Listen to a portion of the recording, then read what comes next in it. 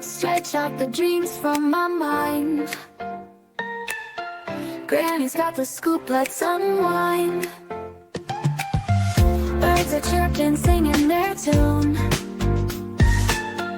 Mystery of the day coming soon. Cup of tea and a buttered scone. Start the day, we're never alone. Good morning, rise and shine. Granny's here with stories so fine. Good morning, off we go.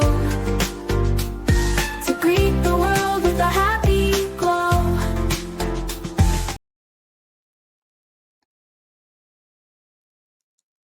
Good morning, everyone. I hope you're all having a wonderful, wonderful day so far. Grab your coffee, your tea, your cappuccino, your espresso, your juice, whatever it is you drink in the morning. We're going to get started on our spotlight on the Missing with Granny. Today we're talking about Maria Fernanda Arteaga Sanchez. She has been missing since June 3rd. Just a couple days, guys. Last seen in Henrico County, Virginia. She's 13 years old. Maria was last seen wearing a black shirt, black shorts, white shoes, and had a gray book bag. If you know anything about Maria's disappearance, where she might be, what happened, please call the Henrico County, Virginia Police Department or Sheriff's Department or call 911. Thank you so much. We need to bring our children home, guys. All right. Today we are talking about Madeline McCann.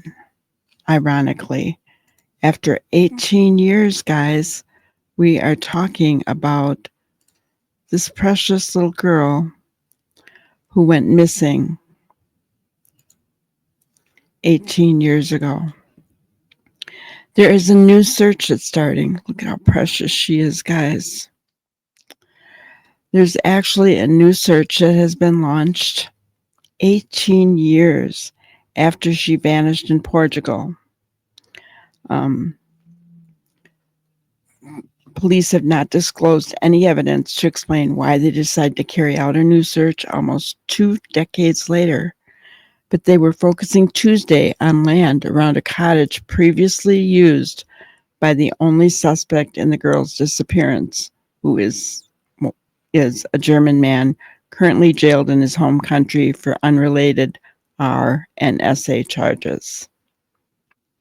Dozens of agents from Germany's leading domestic law enforcement agency were pouring over the ground Tuesday in the Algarve, a southern Portugal region hugely popular with tourists, where Madeleine was last seen.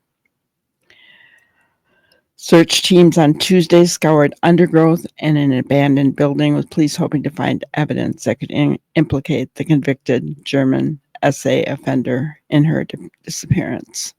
But let's go ahead. I'm going to share my screen. And we are actually going to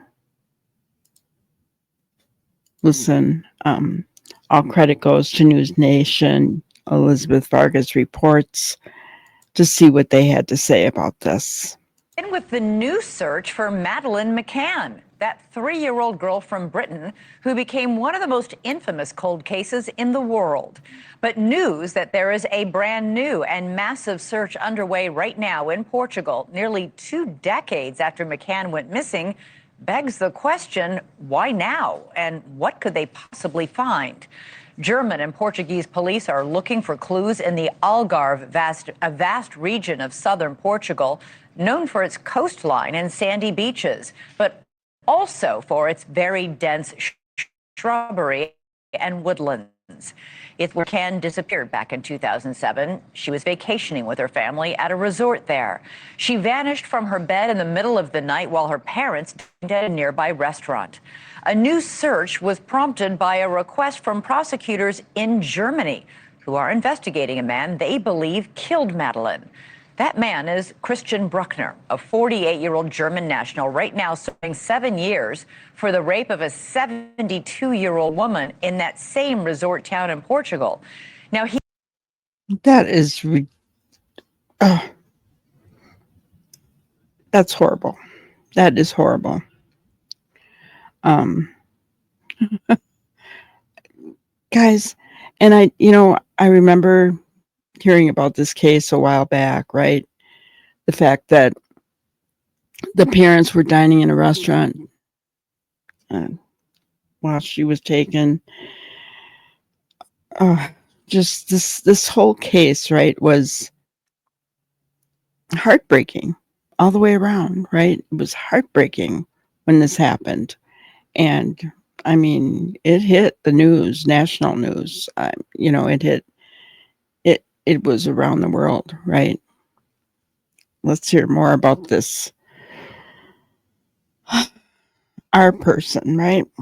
He lived in the Algarve region during the time that Madeline McCann went missing, and his phone records placed him near the resort on that night. But he has denied any involvement in her disappearance, and he faces no formal charges in her case. And he is set to get out of prison in just a few months, in September. As part of their search, investigators are reportedly using ground radar technology that lets them see 15 feet underground. And the area their search includes a cottage Bruckner to live. A short time ago, I spoke about the new investigation with Graham Hill, a criminologist and former senior British detective who worked on the Madeline McCann case from. Oh, guys, they must really feel that he is the one responsible for this, because radar ground search technology is extremely expensive, guys. Extremely expensive. They don't do that for just any case. The fact that this guy is getting out of prison in a couple of months, I can see why there's an urgency to this. From the very start. So, Graham, there is this new and massive search underway right now in Portugal. What do they hope to find 18 years later? Well, I think what they're hoping to find is some evidence that will enable them to pursue a prosecution against their prime suspect, which is a man called Christian B, who's currently in custody in Germany. But 18 years after the disappearance of a child, they've got to be very lucky, or they've got to be working to some very good intelligence, and we're not sure what that intelligence is at the moment. So you don't know what sparked this big search? I don't know what sparked it, but I've got a good idea that they're probably working on two theories. One is that the theory that the little girl went missing and that she was abducted and murdered close to the location, and that they're searching the areas around that location. Now, that's been done many times before, but this time I think they're working to some very strong intelligence that they gleaned as part of their investigation. You were sent to Portugal as part of the British team investigating Madeline's abduction just days after she went missing. You have said it was clear very quickly that Portuguese police were not doing a good job on this case. You called their approach flawed. Others have called it a fiasco. What did they do wrong? Well, they did many things wrong. One of the most important things about child abduction is that you're fighting the clock, and you have to do things in order, and you have to do them very quickly. You have to generate lots of inquiries over a short period of time. And the first thing that they did wrong is that they didn't lock down the crime scene. They didn't stop people leaving the resort. The second thing that they did was that they didn't do what's called suspect generation, which means when you've not got a suspect, you start to trawl in your systems and your databases looking for possible suspects. So you look for sex offenders, you look for nighttime burglars, you look for people that are risk takers, people that have sexual interest in children and maybe previous convictions for those offences.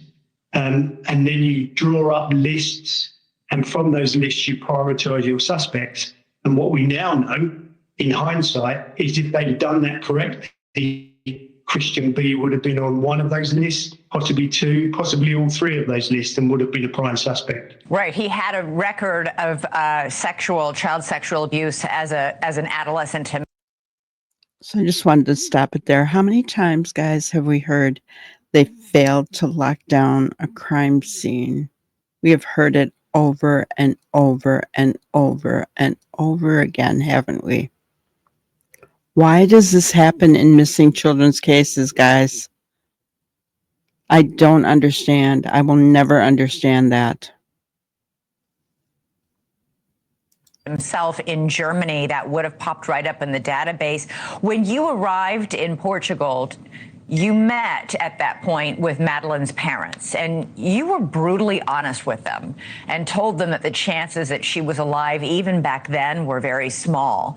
The vast majority of children who are abducted by strangers are murdered within 3 to 6 hours.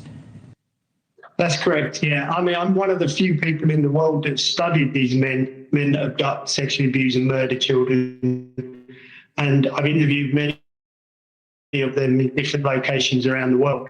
And what we do know is that if a child is killed or is murdered as a result of an abduction, then they're likely to be dead within 3 to 6 hours. These ideas, this Hollywood sort of version of people keeping children hostages and feeding them and keeping them in cages, it's just not practical. You've got to keep the child quiet, you've got to keep the child healthy, you've got to keep the child fed. So in most cases, the children that are abducted are sexually abused, murdered very quickly. As somebody who has made a career studying these monsters, because there isn't no other word for them, to be honest, what can you tell me about what you believe about Christian Bruckner, the main suspect? He's never been charged. He is in custody. And we do know that this latest search does come at the request of German police who are now investigating him. Well, whenever you look at child abduction, the first thing you have to ask yourself is what kind of person will commit this kind of crime?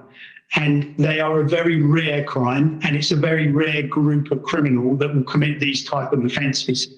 And so you look for indicators. So if you look at Christian B, for example, he had a history of child sexual abuse in Germany. He was breaking into people's houses at night and stealing and sexually assaulting people. And also he was a risk taker. Now, when you add those two things or three things together, you end up with someone that falls into a very rare group of offenders. So he would have been very, very high on the priority list if this Portuguese police had done their work correctly. Do you think this case will ever be solved and adjudicated? It is one of the most infamous mysteries on the planet right now. Yeah, it's a mystery that's endured at least for 18 years, and it will always be the case until it is solved. I think at this stage, Christian B looks like a very, very good suspect, but the German police are obviously looking for some evidence that they can use to pursue a prosecution. It's likely that if they don't get that, then Christian B will be released in September, and we might never know whether he was responsible for it. And if he's released in September, don't people like this reoffend? Isn't the reoffend rate quite high among people who commit crimes like this? Well, for child abduction, most people who get arrested and convicted for child abduction, they never really get out. So most of them, particularly in America, they'll stay incarcerated for most of their lives. And even in Europe, most of those offenders will be locked away for the majority of their lives. So it's a rare event for someone to be released who's strongly suspected with a crime like this. And I think what's going to happen is that the press are going to hound him wherever he goes, and he's going to find it very difficult to have a normal life, so to speak. You know, the McCanns, Madeleine's parents, have endured so much, the abduction and possible death of their daughter, suspicion that they might have had something to do with it, harsh judgment of their decision to leave her alone in the hotel room with her brother while they went to dinner at the resort. This is a family that has really been through the ringer, and I'm sure needs nothing more than finally some answers, difficult though they may be. Oh, absolutely. I mean, Jerry and Kate McCann are living every parent's worst nightmare. And so what we're looking at now is a case that's carried on for 18 years. Their other children are now adults. And so this is something that they've had to struggle with and done it all in the eye of the world press. And it's been trolled by many people online. There's a whole network of people that are talking and saying bad things about McCann's, but ultimately we can only speculate the agony that they're going through and continue to go through while these searches are carrying on and Madeleine remains missing. Yeah. Graham Hill joining us live tonight from England. Thank you so much. Really appreciate it. Thank you for watching. Interesting, huh, guys? So there you have it. A new search for Madeline McCann. Sounds like they really have narrowed in on this man that they believe did it. They're trying to, I mean, guys, using ground radars technology, that's very expensive. So, I mean, I pray that her remains are found, that the family can finally lay her to rest and get a little bit of peace. I think that having left her alone with her brother is going to torture them for the rest of their lives. I can't imagine how they feel. But let's pray that there is some resolution and that there's finally justice for this cute little 3-year-old. Want to thank you guys for being here. Please hit the like button on your way out. Really appreciate it. Hit subscribe and change the notification bell to all so that you are notified when we go live, which is 5 p.m. Central Time most nights. We'd love to have you. We're building a great drama-free, hate-free community.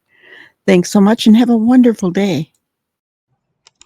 Thank you for watching another episode of Granny's Crime Busters. We really appreciate each and every one of you. Don't forget to subscribe and like and even share the content. You can follow us on any of our other social media platforms at YouTube, Twitter, Instagram, Facebook, and TikTok. We really appreciate you guys, and you can also email us at grannyscrimebusters@gmail.com. Thank you so much, and we will see you on the next one. Thanks, guys.